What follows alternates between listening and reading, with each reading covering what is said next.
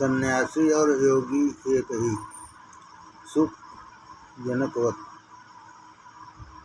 सन्यास और योग ये बहुत ऊंची उड़ानें हैं।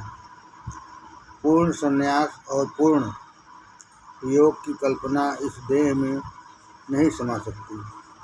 भले ही देह में ये ध्येय न समा सके तो भी विचार में जरूर समा जाते हैं।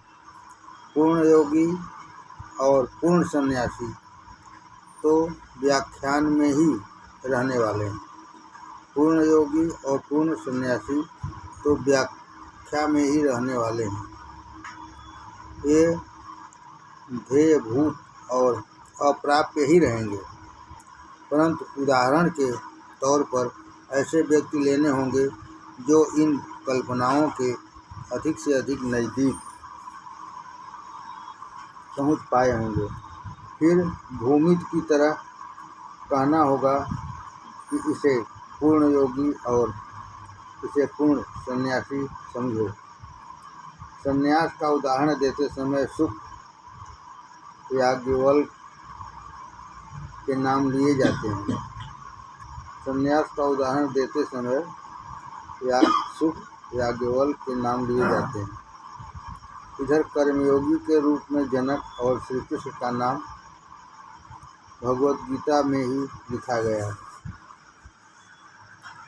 लोकमान्य ने गीता रहस्य में एक नामावली ही दे दी है। जनक, श्री कृष्ण आदि इस मार्ग से गए, सुख याज्ञवल्क्य आदि उस मार्ग से गए। परंतु थोड़ा विचार करने से यह सूची उसी तरह मिटाई जा सकती है जैसे भीगे हाथ से लिखा हुआ मिटाया जा सकता है। याज्ञवल्क्य सन्यासी थे, जनक कर्मयोगी थे, यानी सन्यासी याज्ञवल्क्य के कर्मयोगी जनक शिष्य थे। सन्यासी याज्ञवल्क्य के कर्मयोगी जनक शिष्य थे, लेकिन उसी जनक के शिष्य सुखदेव सन्यासी हुए। याज्ञवल्क्य सन्यासी थे, जनक कर्मयोगी थे, यानी सन्यासी याज्ञवल्क्य के कर्मयोगी जनक शिष्य थे, लेकिन उसी जनक के शिष्य सुखदेव सन्यासी हुए। याज्ञवल्क्य के शिष्य जनक और जनक के शिष्य सुख। सन्यासी फिर कर्मयोगी फिर सन्यासी, ऐसी यह मालिका बनती है। इस तरह योग और सन्यास एक ही परंपरा में आ जाते हैं। सुखदेव ने व्यास से कहा, बेटा सुख, तुम ज्ञानी तो हो, परंतु गुरु की मोहर अभी तुम पर नहीं लगी, इसलिए तुम जनक के पास जाओ। सुखदेव चले। जनक तीसरी मंजिल पर अपने दीवान खाने में बैठे थे। सुख थे बनवासी, नगर देखते देखते चले। जनक ने सुखदेव से पूछा, क्यों आए? जनक ने सुखदेव से पूछा, क्यों आए? सुख ने कहा, ज्ञान पाने के लिए। किसने भेजा? व्यासदेव ने। कहाँ से आए? आश्रम से। आते हुए यहाँ बाजार में क्या क्या देखा? चारों तरफ एक ही शक्कर की मिठाई सजी हुई दिखाई दी। और क्या देखा? चलते बोलते शक्कर के पुतले देखे। फिर क्या देखा? यहाँ आते हुए शक्कर की 7 सीढ़ियाँ मिली। फिर क्या मिला? शक्कर के चित्र यहाँ भी सर्वत्र देखे। अब क्या दिख रहा है? शक्कर का एक पुतला शक्कर के दूसरे पुतले से बात कर रहा है। जनक ने कहा, जाओ, तुम्हें सब ज्ञान मिल चुका। सुखदेव को जनक के हस्ताक्षर का प्रमाण पत्र चाहिए था, वह मिल गया। मुद्दा यह कि कर्मयोगी जनक ने सन्यासी सुखदेव को शिष्य के रूप में पास किया। सुख है सन्यासी, परंतु प्रसंग देखो कैसा मज़ेदार है। परीक्षित को साप मिला, 7 दिन में तुम मर जाओगे। परीक्षित को मरने की तैयारी करनी थी। उसे ऐसा गुरु चाहिए था जो यह सिखाए कि मरें कैसे। उसने शुकाचार्य को बुलाया। शुकाचार्य जो आकर बैठे तो 24 गुणे 7 168 घंटे पलथी मारकर भागवत सुनाते रहे। जो आसन जमाया तो फिर छोड़ा ही नहीं, लगातार कथा कहते ही रहे। आप कहेंगे इसमें कौन सी बड़ी बात है।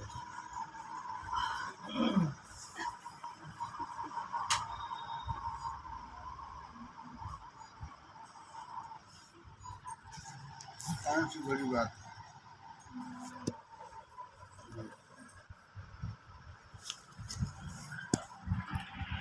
बड़ी बात यह कि सतत 7 दिन तक उनसे भारी श्रम कराया गया, फिर भी उन्हें कुछ नहीं मालूम हुआ। सतत कर्म करते रहकर भी मानो वे कर्म कर ही नहीं रहे थे। श्रम की भावना भी वहाँ नहीं थी। सार यह कि संन्यास और कर्मयोग दोनों भिन्न है ही नहीं।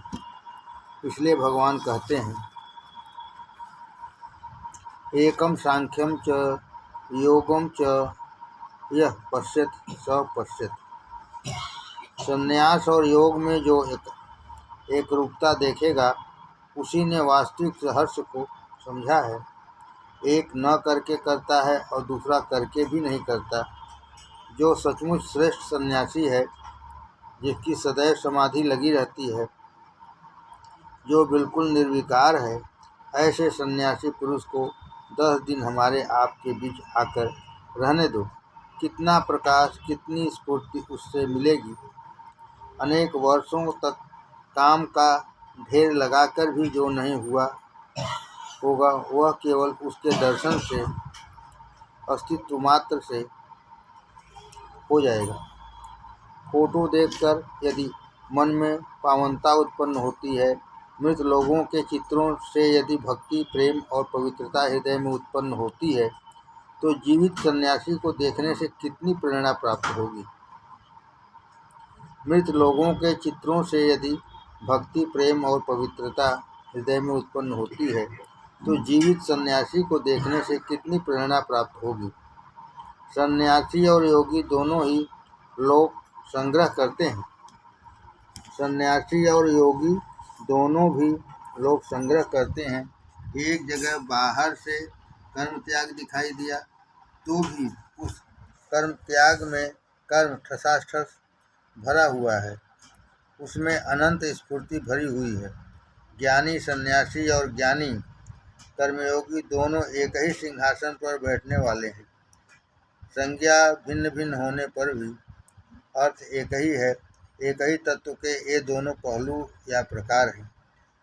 यंत्र जब वेग से घूमता है तो वह ऐसा दिखता है मानो स्थिर है, घूम नहीं रहा है।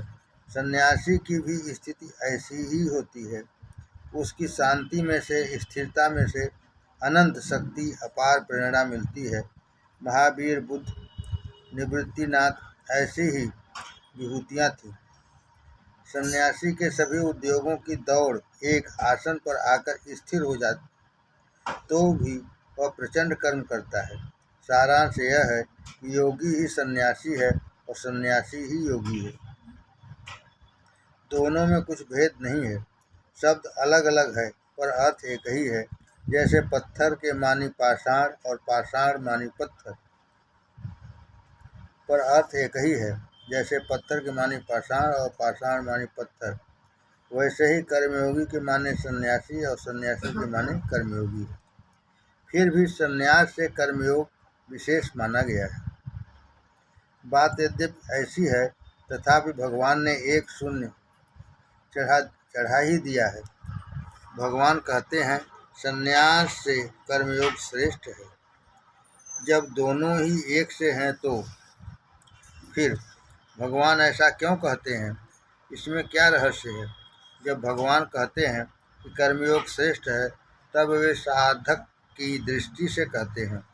बिल्कुल कर्म न करते हुए सब कर्म करने की विधि एक सिद्ध के लिए शक्य है, साधक के लिए नहीं।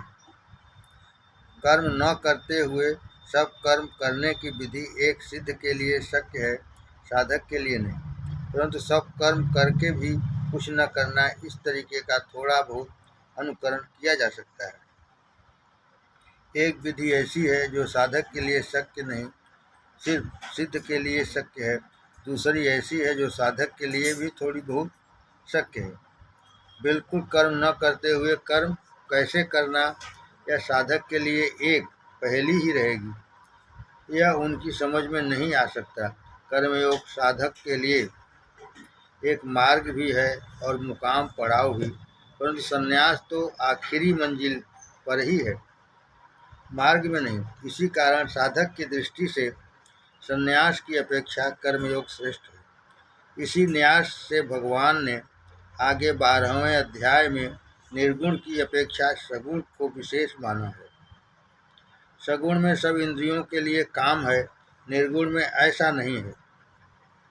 निर्गुण में हाथ बेकार, पांव बेकार, आंखें बेकार, सब इंद्रियां कर्म शून्य ही रहती हैं।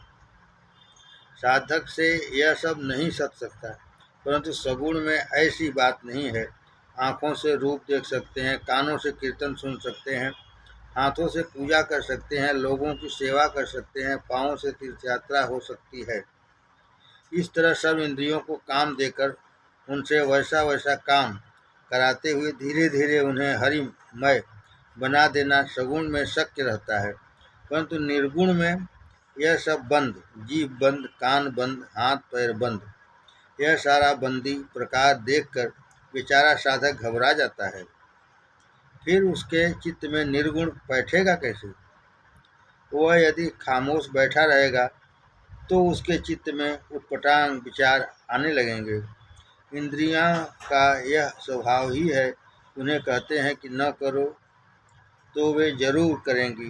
विज्ञापनों में क्या ऐसा नहीं होता? ऊपर लिखते हैं मत पढ़ो, तो पाठक मन में कहता है कि यह तो जो न पढ़ने को लिखा है, तो पहले इसी को पढ़ो। मत पढ़ो कहना इसी उद्देश्य से होता है कि पाठक उसे जरूर पढ़े। मनुष्य अवश्य ही उसे ध्यानपूर्वक पढ़ता है, निर्गुण में मन भटकता रहेगा। सगुण भक्ति में ऐसी बात नहीं। वहाँ आरती है, पूजा है, सेवा है, भूत दया है, इंद्रियों के लिए वहाँ काम है। इन्हीं इंद्रियों को ठीक काम में लगाकर फिर मन से कहो अब जाओ जहाँ जी चाहो, परंतु तब मन नहीं जाने का, वही रहेगा, अनजाने ही एकाग्र हो जाएगा। परंतु यदि उसे जानबूझकर एक स्थान पर बैठाना चाहोगे तो वह भागा ही समझो। भिन्न भिन्न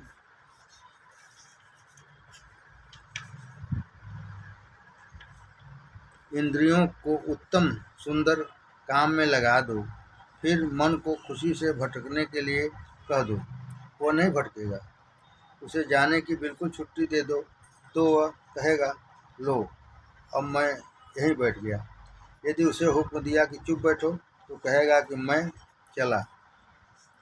देहधारी मनुष्यों के लिए सुलभता की दृष्टि से निर्गुण की अपेक्षा सगुण श्रेष्ठ है। कर्म करते हुए भी उसे उड़ा देने की युक्ति कर्म न करते हुए कर्म करने की अपेक्षा श्रेष्ठ है, क्योंकि उसमें सुलभता है। कर्मयोग में प्रयत्न अभ्यास के लिए जगह है। कर्मयोग में प्रयत्न अभ्यास के लिए जगह है। सब इंद्रियों को अपने वश में करके धीरे धीरे सब उद्योगों से मन हटा लेने का अभ्यास कर्मयोग में किया जा सकता है। यह युक्ति आज न सधी तो भी सधने जैसी है। कर्मयोग अनुकरण सुलभ है, यही संन्यास की अपेक्षा उसकी विशेषता है। परंतु पूर्णावस्था में कर्मयोग और संन्यास दोनों समान ही है। पूर्ण संन्यास और पूर्ण कर्मयोग दोनों एक ही है, नाम दो है। देखने में अलग अलग है, परंतु असल में दोनों है एक ही। एक प्रकार में कर्म का भूत बाहर नाचता हुआ दिखाई देता है, परंतु भीतर शांति है। दूसरे प्रकार में कुछ न करते हुए त्रिभुवन को हिला डालने की शक्ति है। जो दिख पड़ता है वह नहीं है। ये दोनों के स्वरूप हैं। पूर्ण कर्मयोग संन्यास है तो पूर्ण संन्यास कर्मयोग है, कोई भेद नहीं। परंतु साधक के लिए कर्मयोग सुलभ है। पूर्णावस्था में दोनों एक ही हैं। ज्ञानदेव को चांगदेव ने एक पत्र भेजा। वह सिर्फ कोरे कागज का पत्र था। चांगदेव से ज्ञानदेव उम्र में छोटे थे। चिरंजीव लिखते हैं तो ज्ञानदेव ज्ञान में श्रेष्ठ। पूज्य लिखते हैं तो उम्र में कम। तब सिरनामा क्या लिखें, यह कुछ निश्चय नहीं हो पाता था।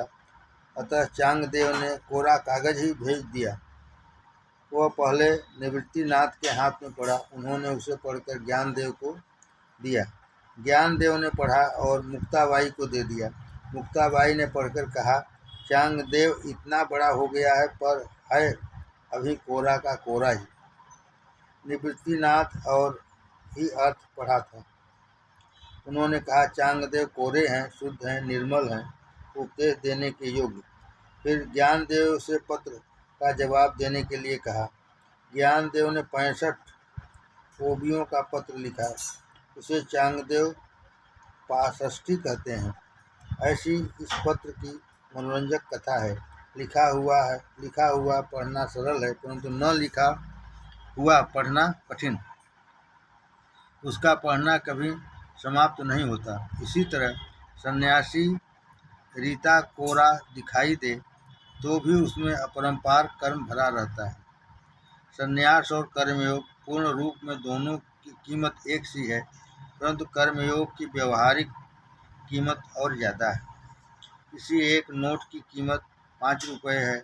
सोने का सिक्का भी 5 रुपये का होता है। जब तक सरकार स्थिर है तब तक दोनों की कीमत एक सी है, परंतु यदि सरकार बदल गई तो फिर व्यवहार में उस नोट की कीमत 1 पाई भी नहीं रहती। मगर सोने की सिक्के की कीमत जरूर कुछ न कुछ मिल जाएगी, क्योंकि आखिर वह सोना है। पूर्ण अवस्था में कर्म त्याग और कर्मयोग दोनों की कीमत एक सी है, क्योंकि ज्ञान दोनों में समान रहता है। ज्ञान की कीमत अनंत है। अनंत में कुछ भी मिलाओ, कीमत अनंत ही रहती है। गणित शास्त्र का यह सिद्धांत है।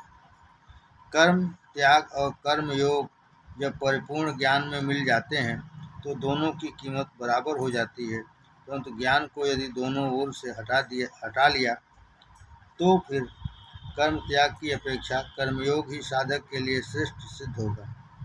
ठोस शुद्ध ज्ञान दोनों ओर लिया जाए तो कीमत एक सी है। मंजिल पर पहुंच जाने पर ज्ञान प्लस कर्माभाव, परंतु ज्ञान को दोनों ओर से घटा दीजिए तो फिर कर्म के अभाव की अपेक्षा कर्म ही साधक की दृष्टि से श्रेष्ठ ठहरेगा।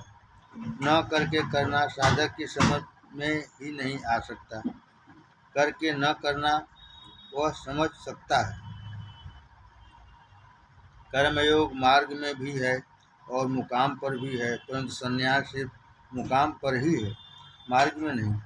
यदि यही बात शास्त्र की भाषा में कहनी हो तो कर्मयोग साधन भी है और निष्ठा भी, परंतु संन्यास सिर्फ निष्ठा है। निष्ठा का अर्थ है अंतिम अवस्था। चित्तवृत्ति निरोध। अध्याय 6 आत्मोद्धार की आकांक्षा। 5वें अध्याय में हम कल्पना और विचार के द्वारा देख सके कि मनुष्य की ऊंची से ऊंची उड़ान कहाँ तक जा सकती है। कर्म विकर्म कर्म मिलकर सारी साधना पूर्ण होती है। कर्म स्थूल वस्तु है। जो स्वधर्म कर्म हम करें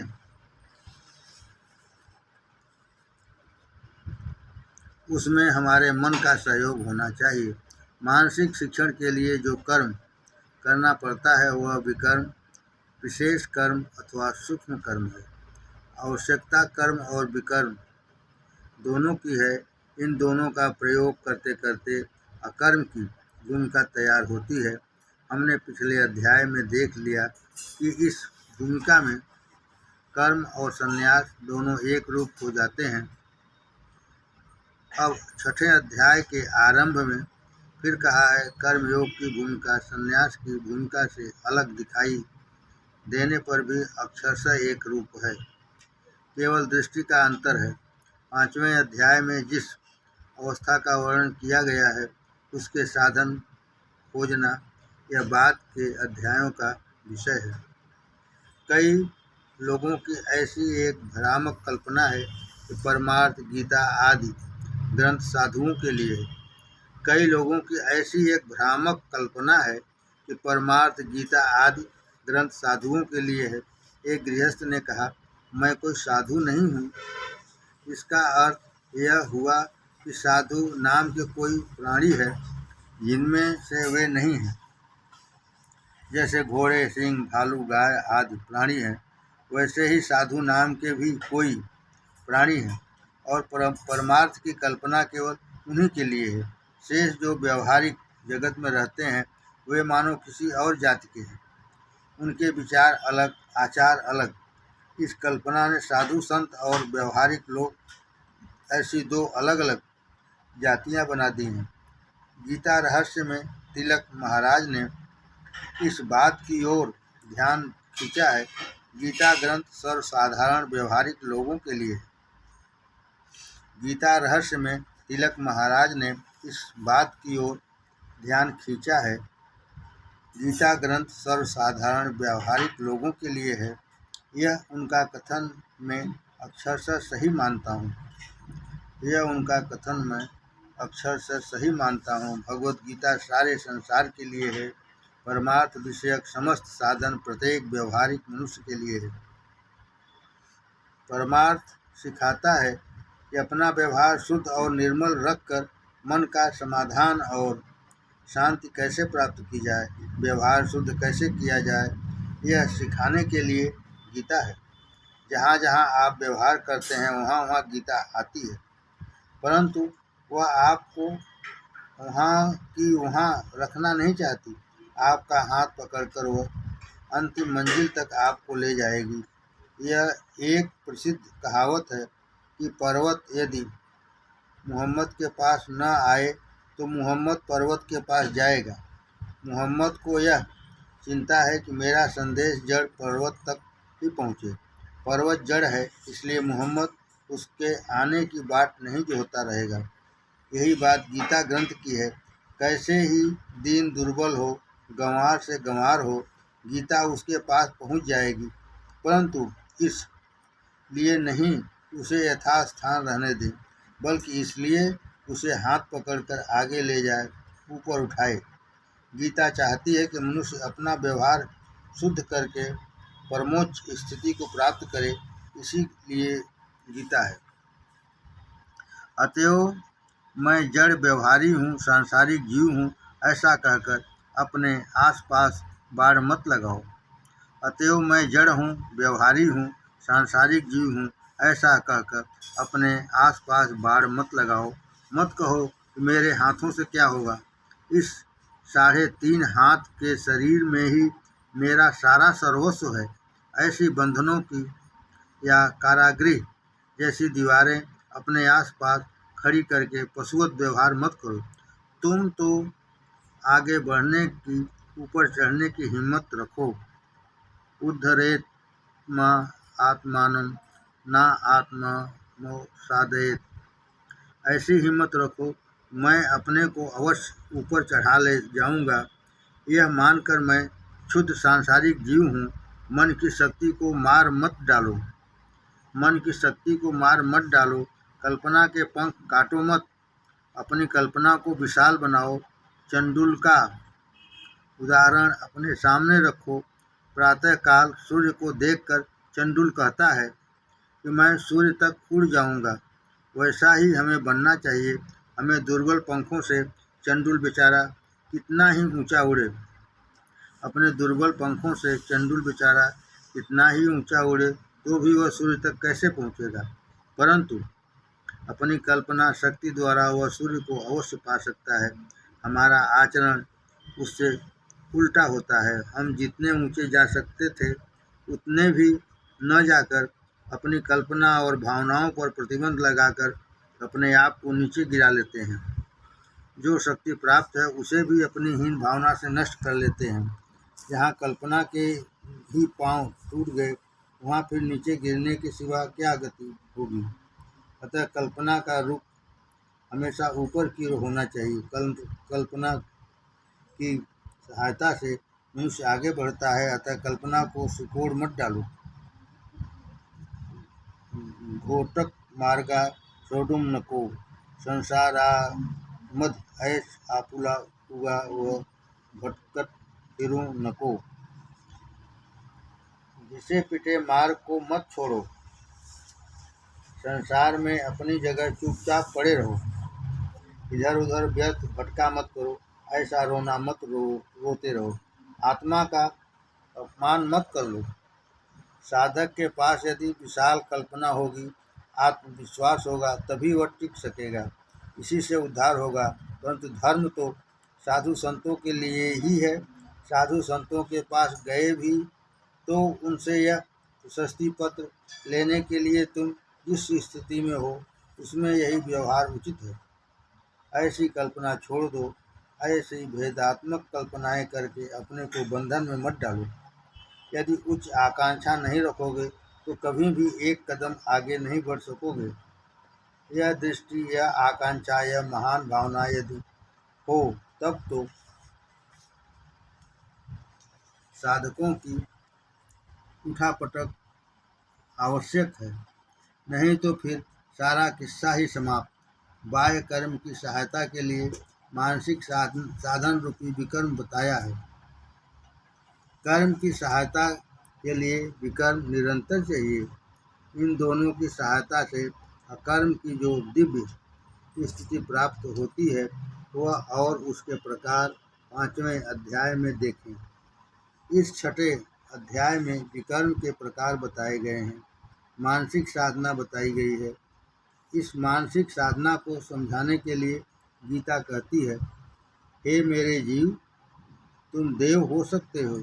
तुम यह दिव्य आकांक्षा रखो, मन को मुक्त रखकर उसके पंखों को सुदृढ़ बनाओ। साधन के विकर्म के भिन्न भिन्न प्रकार हैं, भक्ति योग, ध्यान, ज्ञान, विज्ञान, गुण विकास, आत्मात्मक विवेक आदि नाना प्रकार हैं। 6ठे अध्याय में ध्यान योग नामक साधना का प्रकार बताया गया है। चित्त की एकाग्रता। ध्यान योग में 3 बातें मुख्य हैं। चित्त की एकाग्रता। चित्त की एकाग्रता के लिए उपयुक्त जीवन की परिमितता और साम्य दशा या समदृष्टि। इन 3 बातों के बिना सच्ची साधना नहीं हो सकती। चित्त की एकाग्रता का अर्थ है चित्त की चंचलता पर अंकुश। चित्त की एकाग्रता का अर्थ है चित्त की चंचलता पर अंकुश। जीवन की परिमितता का अर्थ है सब क्रियाओं का नपातुला होना। समदृष्टि का अर्थ है विश्व की ओर देखने की उदार दृष्टि। इन 3 बातों से ध्यान योग बनता है। इस त्रिविध साधना के भी साधन हैं, वे हैं अभ्यास और वैराग्य। इन 5 बातों की थोड़ी सी चर्चा हम यहाँ करें।